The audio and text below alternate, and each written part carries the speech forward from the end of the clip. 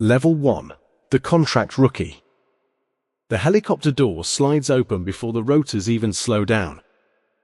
Hot air slams into your face, sand whips across the landing zone. Someone shouts your name over the headset, but the sound is swallowed by the turbine scream. This is your first contract. 3 months ago, you were sending resumes to security firms and private defense recruiters. Now you're standing in a desert compound outside Mosul, with a rifle that technically doesn't belong to you, and a patch on your arm that technically doesn't exist. You signed a 92-day contract. $650 a day. No benefits, no questions. The man waiting for you at the gate is a former Marine Staff Sergeant named Briggs. He looks at your boots first. Then your hands. You ever take fire before? He asks. You hesitate half a second too long. He nods anyway. Stay behind me on patrol. Don't talk to clients. Don't shoot unless someone else shoots first. Those are the rules. Private military companies run on simple currencies: competence, reliability, and silence. Your first job is convoy security. You ride in the rear gun truck behind a fuel shipment heading north through a highway. Everyone calls Ambush Alley. You grip the machine gun like it might disappear. IED craters mark the road every few miles. No one talks. Your headset crackles with calm voices, discussing routes and checkpoints like they're ordering coffee. You realize something quickly. Everyone here has already survived the thing you're terrified of. You haven't. Halfway through the convoy, a pickup truck drifts too close to the column. Your heart spikes. Your finger tightens on the trigger. Briggs' voice cuts through your headset. Easy, rookie. The truck swerves away. Nothing happens. But something changes inside you. Fear doesn't disappear. It just gets filed away. You finish the contract. You don't panic anymore. That's when they offer you another one. Level 2. The Reliable Gun. Your second contract pays more. $900 a day. Same desert, different client. Now you sit in the front truck. New rookies sit behind you. You notice the difference immediately. They grip their weapons too tightly. They stare at every rooftop. You recognize the look. You had it once. The company doesn't promote based on rank. It promotes based on survival. 3 months in the field earns you a reputation. 6 months earns you trust. Trust means responsibility. You start running route planning. You learn the unofficial rules. Never drive the same road twice in a week. Never stop the convoy unless someone is bleeding. Never fire warning shots unless you're prepared to fire real ones. One afternoon outside Fallujah, a white sedan ignores the checkpoint barrier. The driver keeps moving. Your team leader says 2 words over the radio. Disable it. You fire into the engine block. The car jerks to a stop 30 yards away. Inside is a terrified family. No bomb. Just panic. You stare at the smoking hood of the car and realize something. Private war runs on seconds. You don't get to wait for certainty. That night, someone wires your next payment. $27,000 for 30 days. You stop thinking about the morality. You start thinking about efficiency. That's when the company notices you. Level 3. The Team Leader. The promotion comes quietly. No ceremony. Just a message in your encrypted inbox. Team Lead. Contract extension approved. Your pay jumps to $1,400 a day. Now 6 men answer to you. Your job isn't pulling the trigger anymore. Your job is making sure everyone comes back alive. You study maps at night. satellite images, supply routes, insurgent patterns. You learn to read danger in small details. A parked motorcycle where one wasn't yesterday. Fresh gravel on a shoulder. Windows closed in a village that should be awake. Every decision carries weight now. One wrong call can kill everyone behind you. 2 months into the contract, your convoy hits a roadside bomb. The explosion flips the second truck. Dust fills the air. You hear screaming through the comms. Your instinct says chase the attackers. Your training says secure the team. You choose the team. 2 operators are wounded, but no one dies. That decision becomes your reputation. Reliable under pressure. That reputation travels. Private military companies compete for one thing above all: operators who make hard calls and live with them. A recruiter from another firm contacts you. They're offering a different kind of contract. Higher risk, higher pay, and a title you've never had before. Level 4, the operator. Your new job doesn't involve convoys. It involves people. High-value clients. Government advisors. Oil executives. Diplomats who travel with briefcases full of secrets.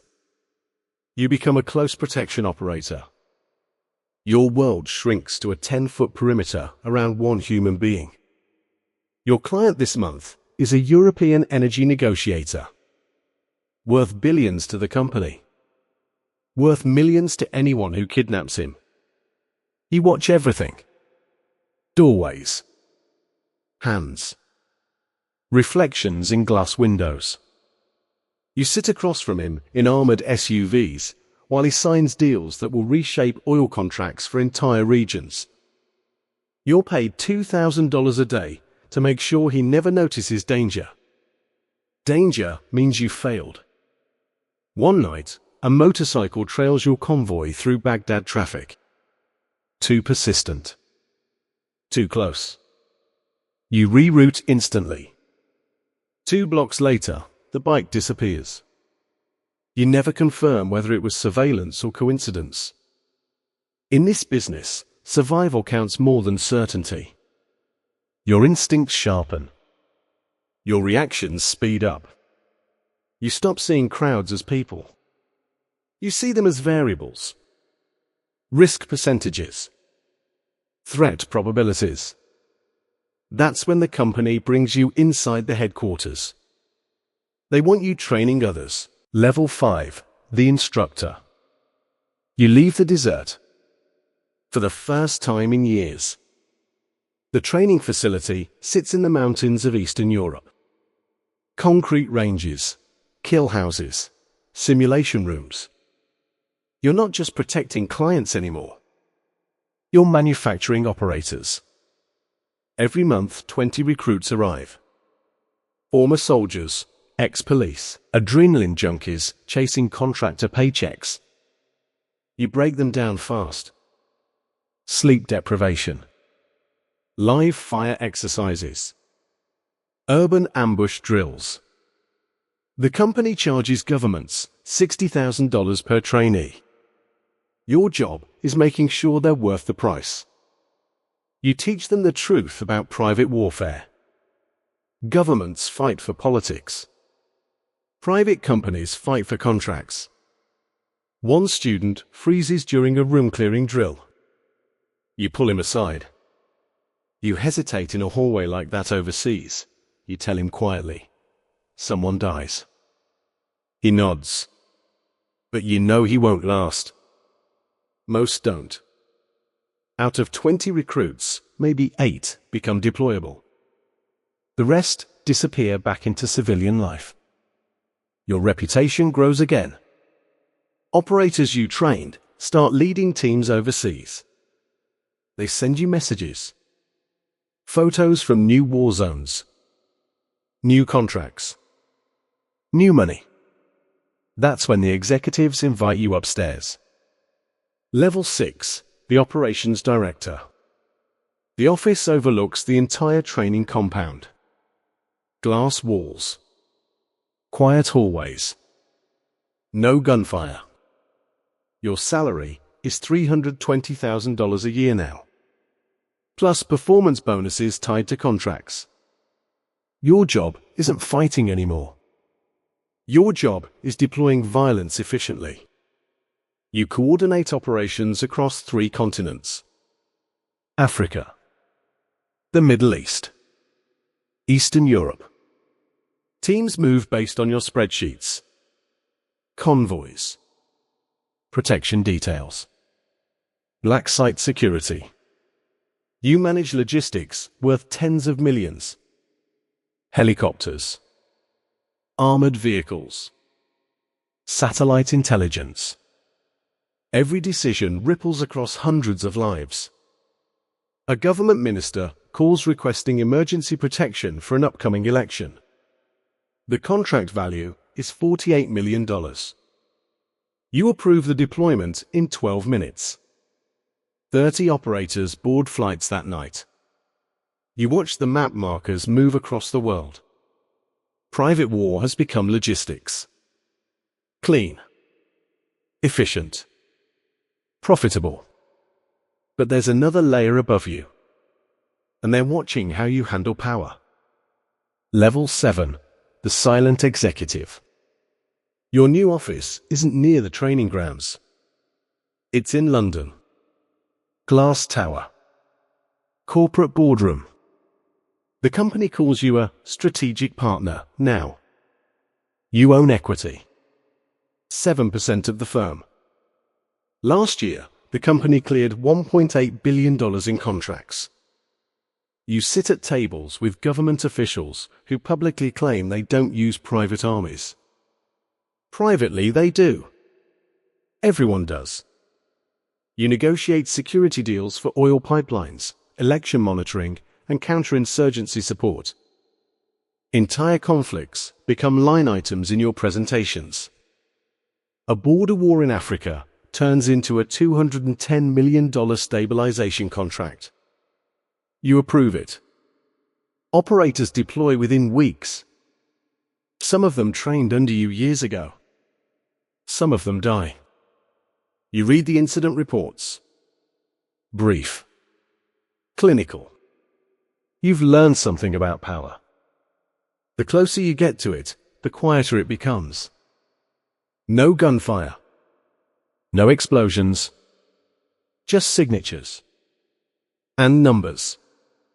But even here, there's someone above you. Someone whose name never appears on contracts. Level 8. The architect. You rarely visit the offices now. You don't need to. The company runs because you built the system that runs it. 32 active contracts. 700 operators deployed worldwide.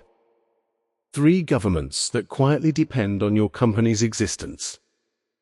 Your personal income last year was $47 million. Most of it routed through investment firms that trace back to you if someone looks closely enough. But few people do. You stopped thinking like an operator a long time ago. Now you think in decades. Stability zones. Resource corridors. Private security shaping geopolitics in quiet ways. You understand the real rule of this ecosystem. War never disappears. It just changes clients. Some nights you scroll through operator rosters. Names you recognize.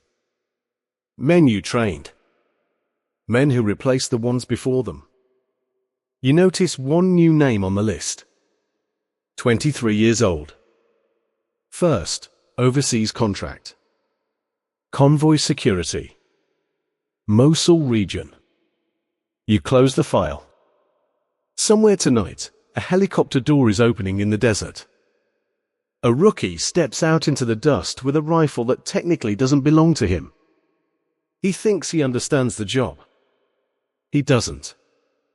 But he will.